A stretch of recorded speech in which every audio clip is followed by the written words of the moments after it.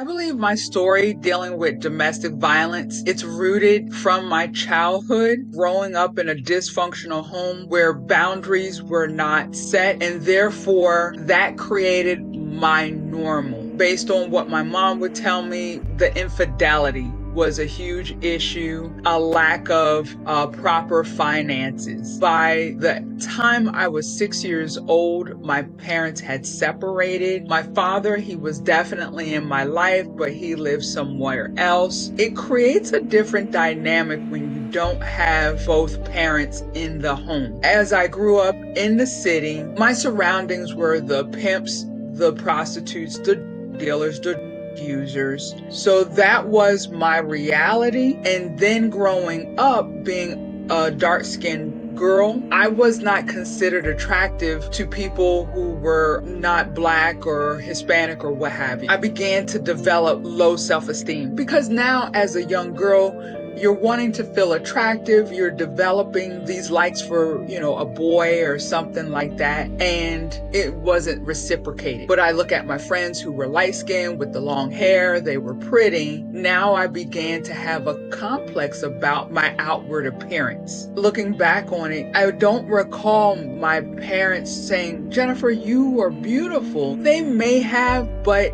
it really wasn't etched into me because they were caught in their own adultness, and therefore I got left behind mentally and emotionally as far as who I am and the beauty that I have inside. I had several poor relationships, but the one true abusive relationship lasted 5.5 years, and it was service member on service member. So it happened while I was serving active duty in the Navy during my tours with this particular relationship.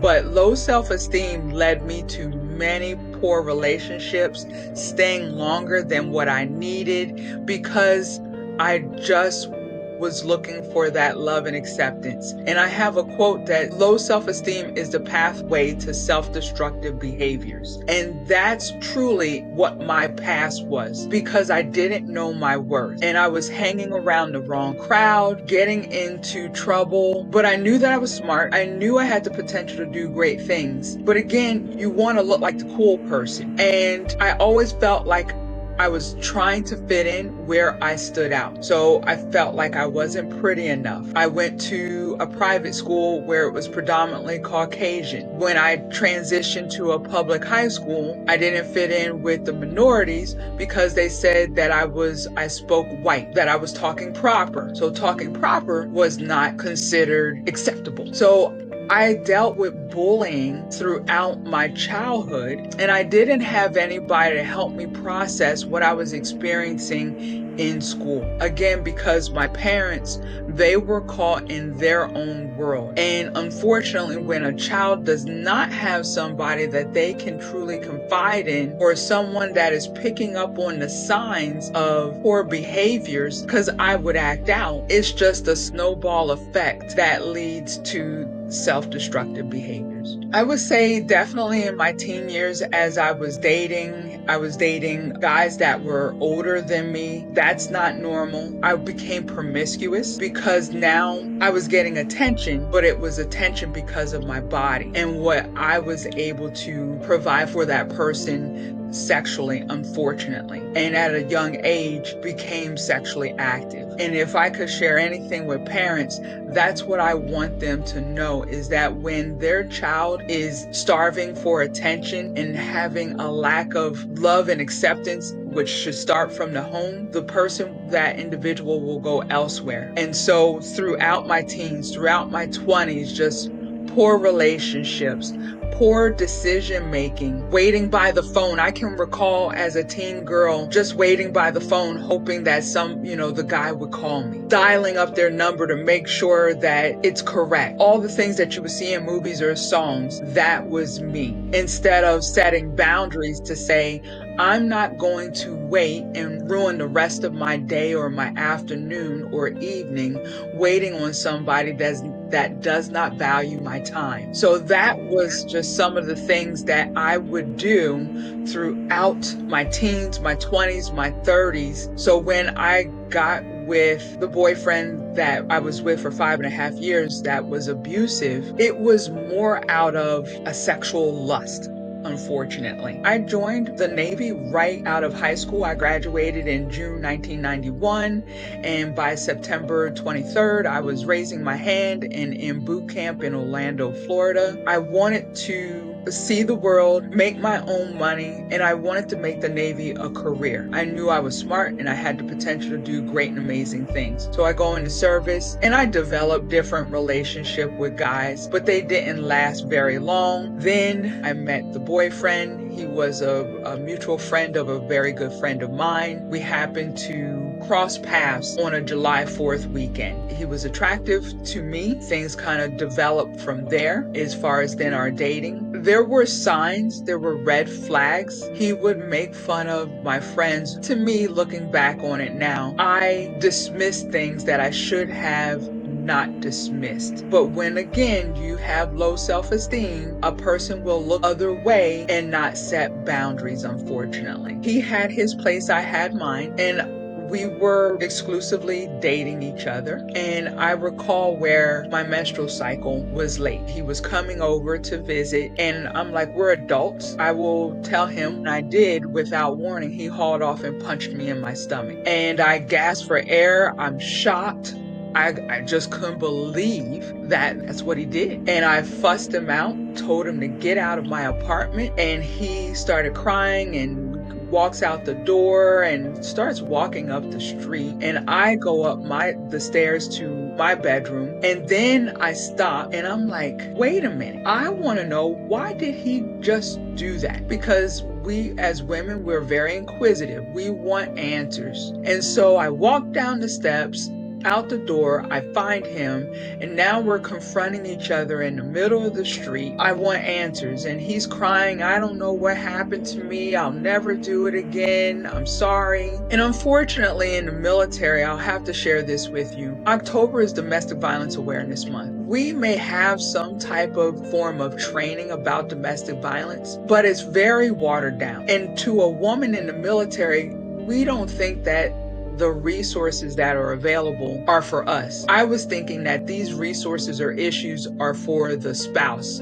of the veteran, of that service member. So unfortunately, I brought him back into my apartment. I accepted the baby. I'm sorry. I love you. I'll never do it again. And we went back and we went into my bedroom and we had makeup sex. What occurred was the completion of the 3-phase cycle of domestic violence. Looking back on it now, that's what happened. You have the tension phase, the full-on abuse, and then the honeymoon phase. I wish I would have known this earlier in life. I always put that situation in the back in my mind, wondering when was the next time. And there were next times. The random slaps across the face, the jealousy of wanting to fight another guy because he thought that they were looking at me, him being and making a fool of himself. And then by this time, we are now living together. In my mind, I'm like, oh, he's showing that he cares. That's my naivety at the time. Looking hindsight,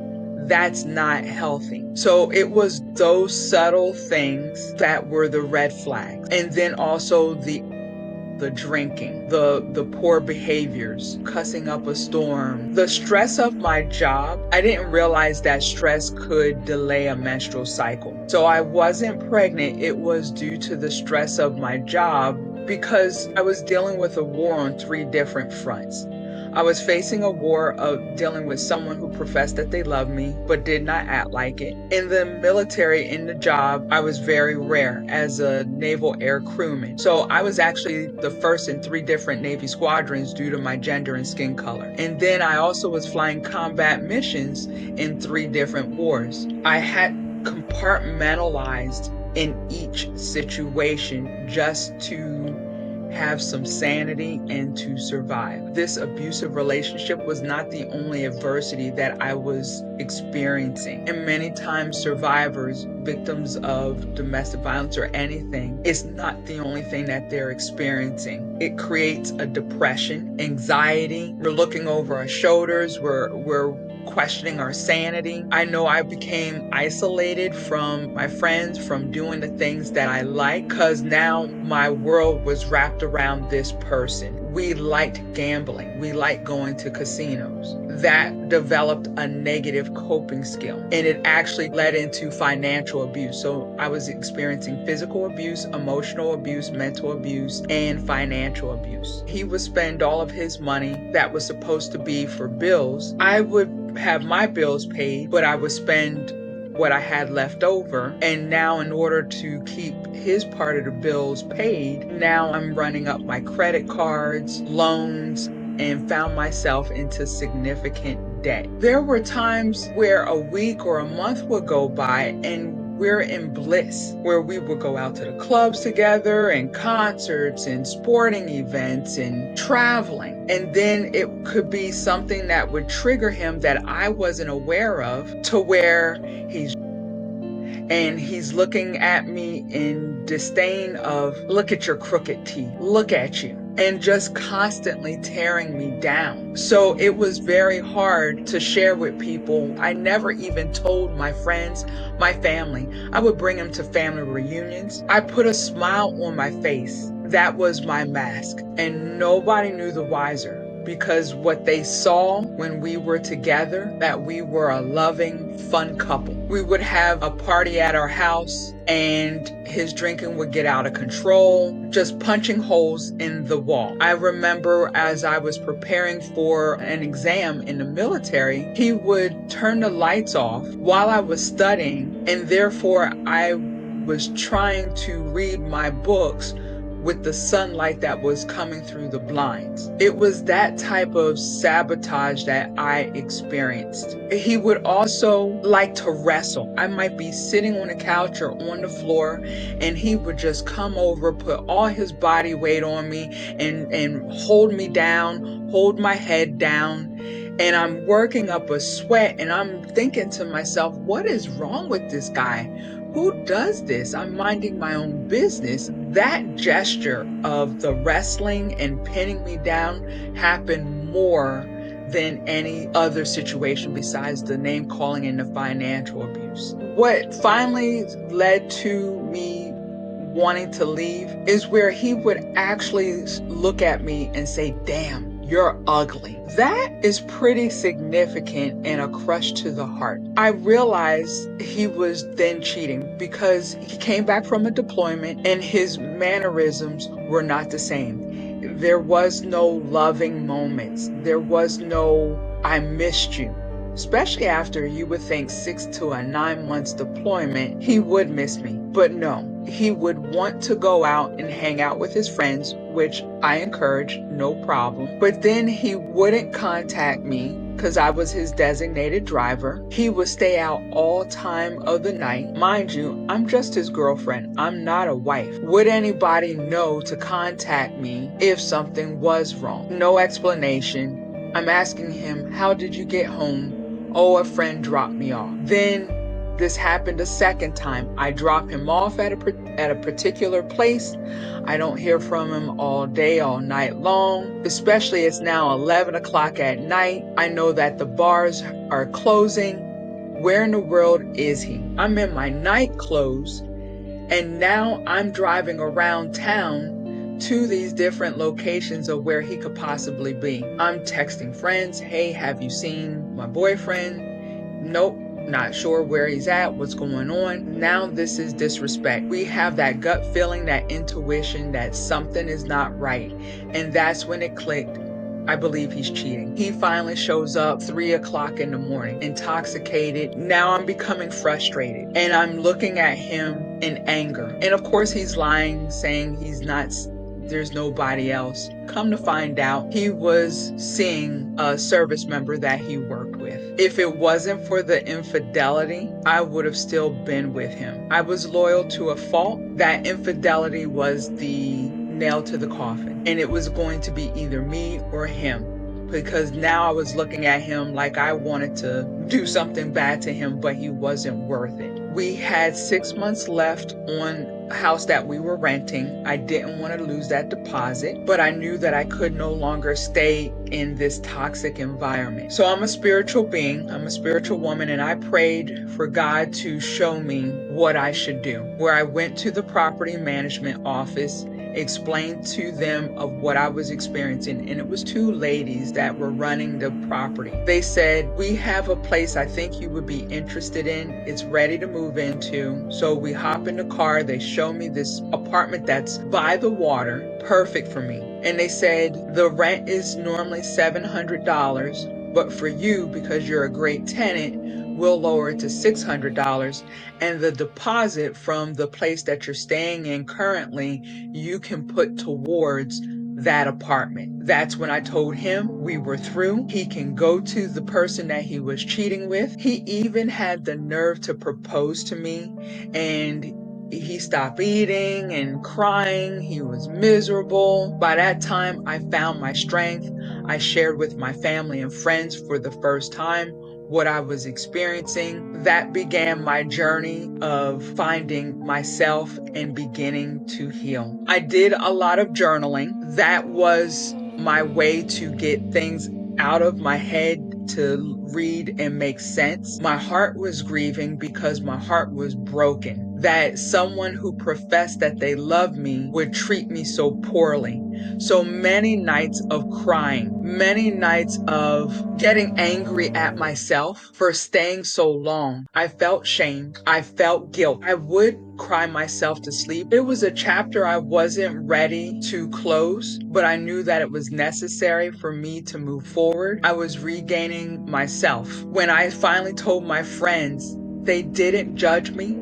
They didn't make fun of me. Matter of fact, when I told them about that I had this new apartment, they came over and helped me pack up everything. And I was grateful that my friends and my family, that they didn't wag their finger and say, oh, I told you so. My dad, he was like, well, why didn't you tell me? I had to explain to him. I knew he would be on the first plane and ready to do harm. And I didn't want to see my father in jail. I didn't want to see anybody that I love in jail because of the poor decision that I made and stayed in. I am now 50 years old.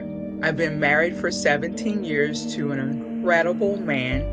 We have a son. He is 13 years old. In our home is peace, love, and joy. I wrote and self-published my first book, Tomorrow My Sunshine Will Come, Memoirs of Women Who Survived Domestic Violence. I speak around the country. I have a for-profit. I have a non-profit, Unstoppable Youth Ministries, where we provide services to people who are experiencing human trafficking, domestic violence, and homelessness. I have restored my broken heart to know that I'm a wife and I'm a mom. And it was important for me to work on myself so I wouldn't bleed on my son. I know that I am raising someone's boyfriend, someone's husband, someone's father. And as a woman, it's up to me to properly heal so that I can be the best wife and mother. So if I could just share anything, it's create healthy boundaries. No is a complete sentence. Self-care and self-awareness is so critical. And communication, actively listening and expressing your needs are very important. And that's what I want people to hold on to be whole and healthy.